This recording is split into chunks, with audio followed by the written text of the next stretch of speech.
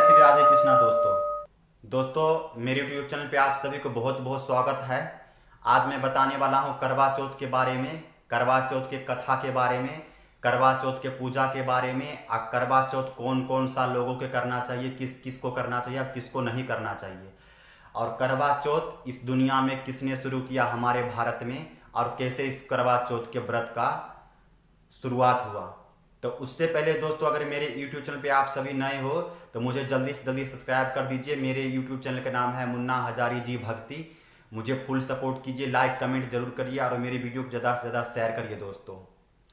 तो चलिए दोस्तों शुरू करते हैं। आप सभी तो जानते हैं करवा चौथ कैसे मनाया जाता है, और करवा चौथ जो होते हैं पति के लंबी उम्र के लिए किया जाता है। लेकिन दोस्तों उससे बड़ी बात ये होता है कि आजकल जो ये है पूजा पाठ व्रत चाहे करवा चौथ, ये सब जो है कि दिखावा है, ऐसा कुछ नहीं है दोस्तों आज मैं बताऊंगा आप सभी को कि करवा चौथ हमारे इस भारतवर्ष में, हमारे इस महान भारत में किसने शुरू किया। करवा चौथ ऐसा जो व्रत है, ये माना जाता है कि पति के इससे लंबी उम्र होते हैं।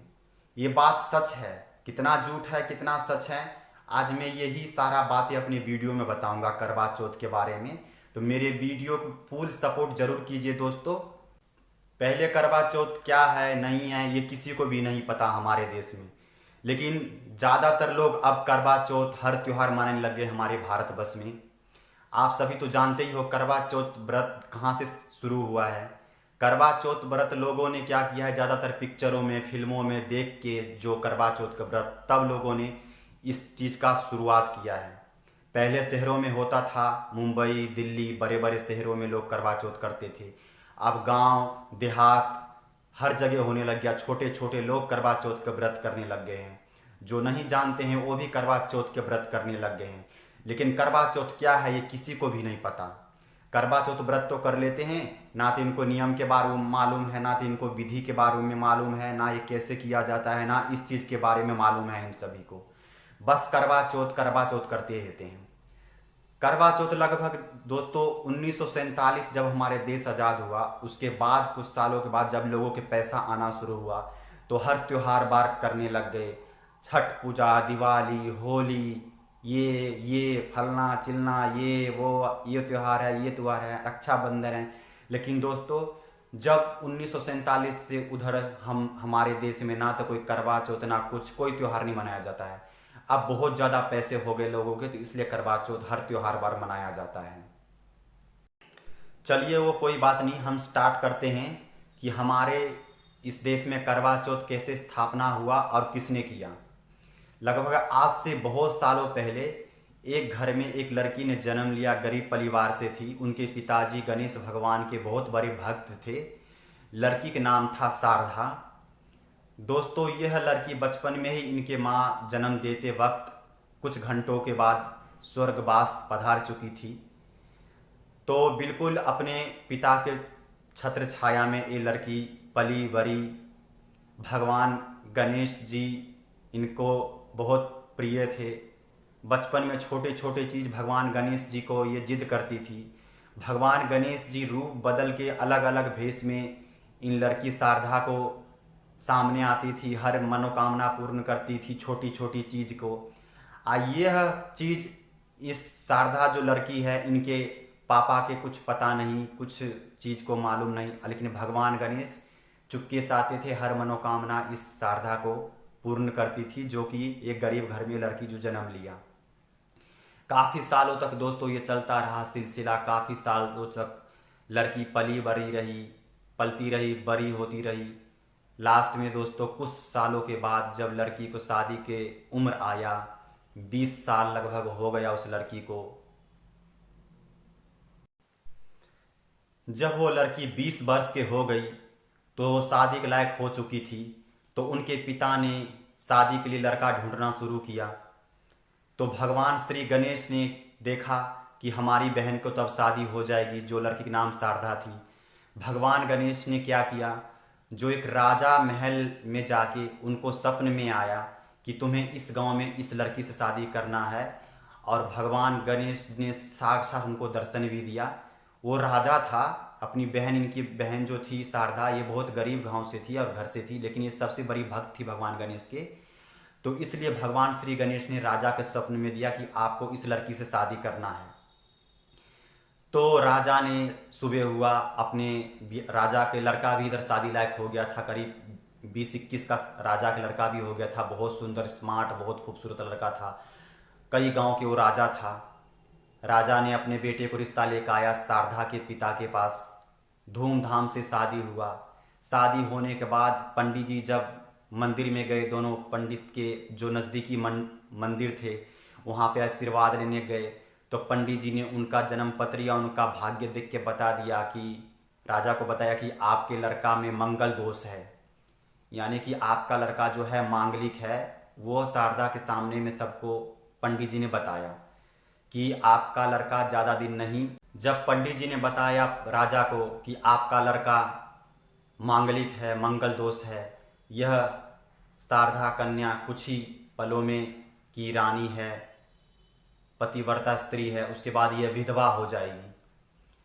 तो ये बात सुन के बहुत दुखी हुआ राजा और बहुत दुखी हुआ शारदा जो भगवान श्री गणेश की पत्नी थी। जब ये पंडित जी ने बताया ये बात तो काफ़ी ज़्यादा दुखी।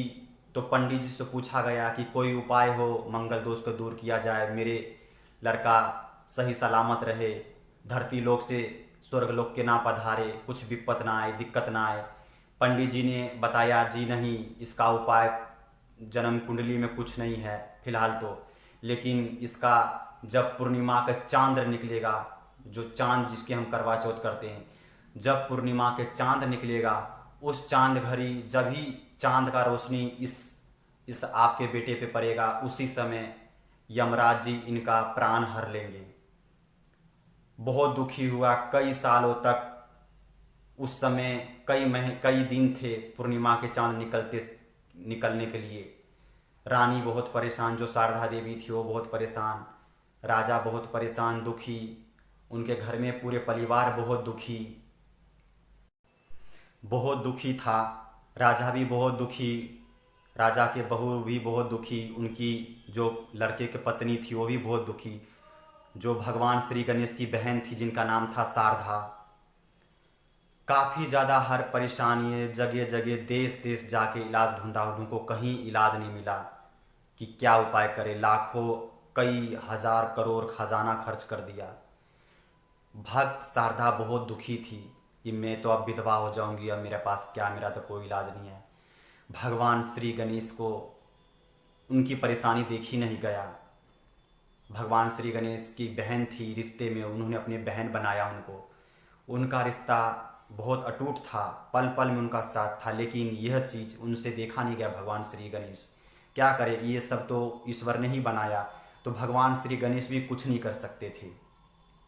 उनका यह कुंडली में दोष था कि जब वो पूर्णिमा के चांद देखेंगे, जब निकलेंगे चांद पूर्णिमा के करवा चौथ के दिन, तभी जो है ये शारदा विधवा हो जाएगी, यानी कि उनका पति का इस लोक से अंत होके स्वर्ग लोक में चले जाएंगे।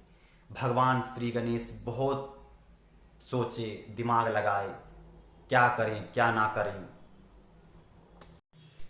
हर कोई ऊपर देखता था कि पूर्णिमा का चांद ना जाने कब हो जाएगा, कब मेरे इस जीवन का समाप्त हो जाएगा। रानी शारदा भी देखती थी, राजा के परिवार वाले भी देखते कि मेरा एक ही बेटा है और वो भी पूर्णिमा के चांद में इस लोक से ख़त्म हो जाएंगे।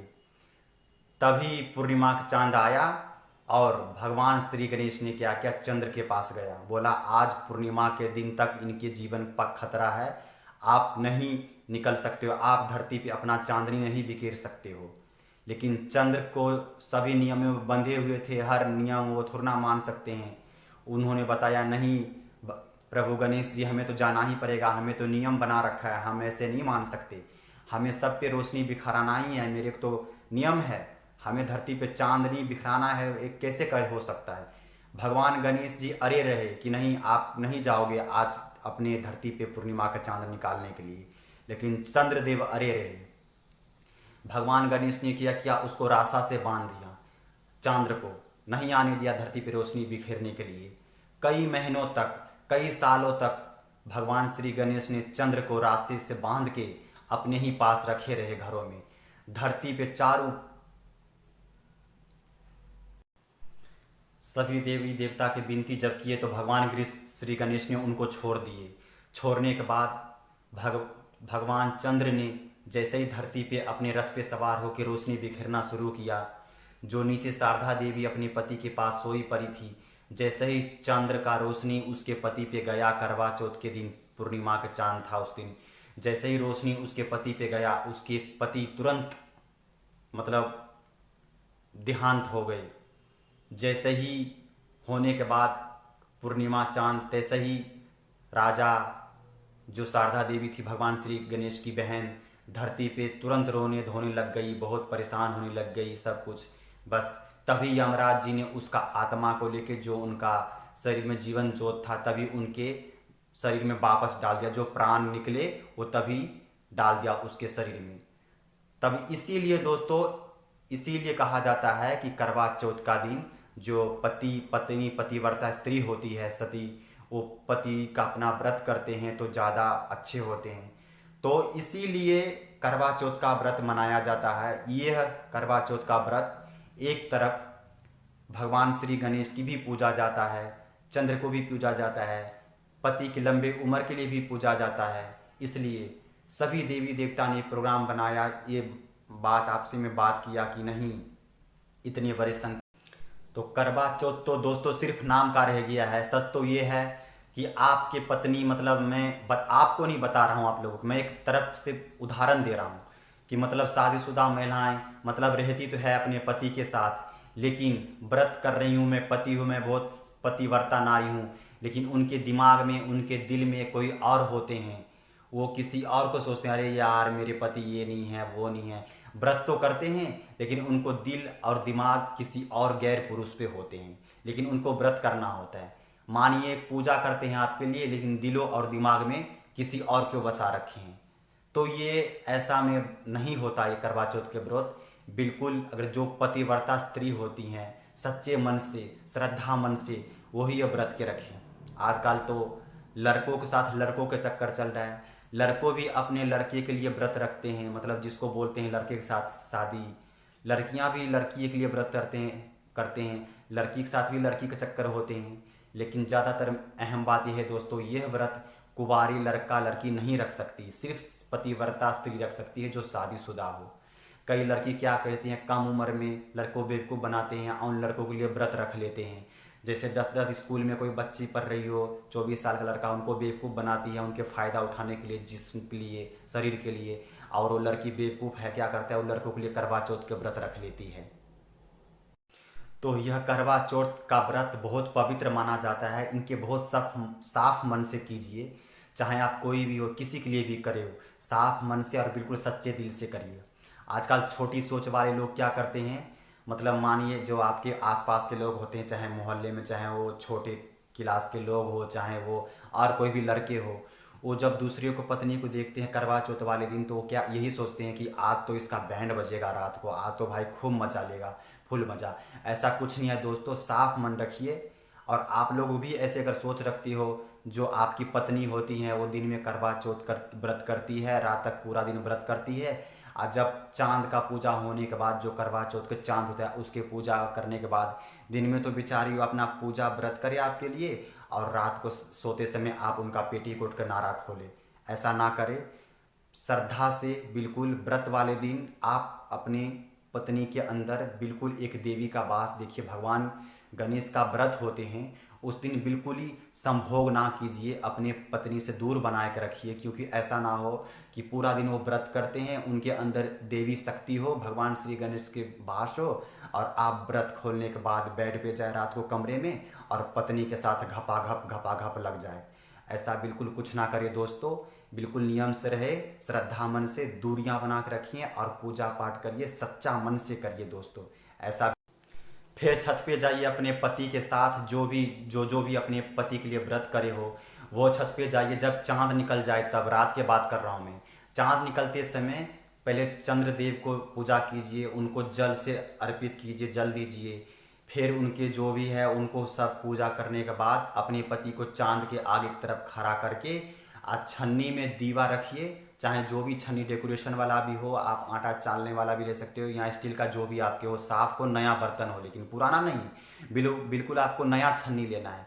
वो उस छन्नी के अंदर से आपको पहले चंद्रदेव को देखना है, दीवा जलते के साथ। फिर आपको अपने पति को देखना है।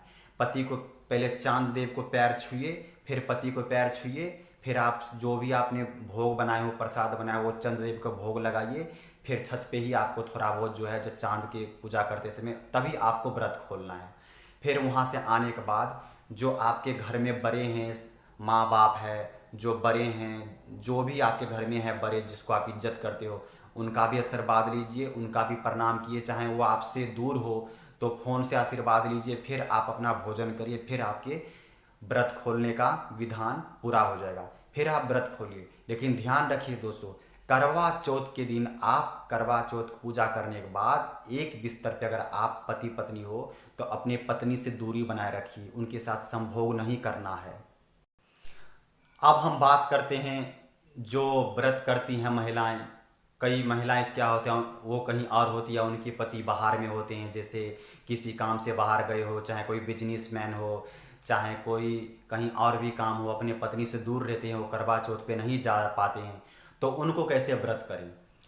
उन महिलाएं को ऐसे व्रत करना है जो उनके पति के घर वाले को पुरानी तस्वीर होता है, उनको चांद के जगह उनके तस्वीर को भी पूजा कर सकती है। अगर मन में विश्वास हो तो उनके तस्वीर को देख के पूजा कर सकती है, उनके तस्वीर को देख के ही व्रत खोल सकती है। फिर उनसे फ़ोन पे बात करके अपने उनसे आशीर्वाद लीजिए, बड़े बुजुर्ग का आशीर्वाद लीजिए, फिर वो व्रत कर सकती है। तो ऐसा कुछ नहीं है, अगर आपका पति आपसे दूर है तो भी आप व्रत खोल सकते हो उनके तस्वीर देख के। तो दोस्तों, अगर मेरे वीडियो के अच्छी लगे तो मुझे लाइक कमेंट जरूर कीजिए, मुझे फुल सपोर्ट कीजिए।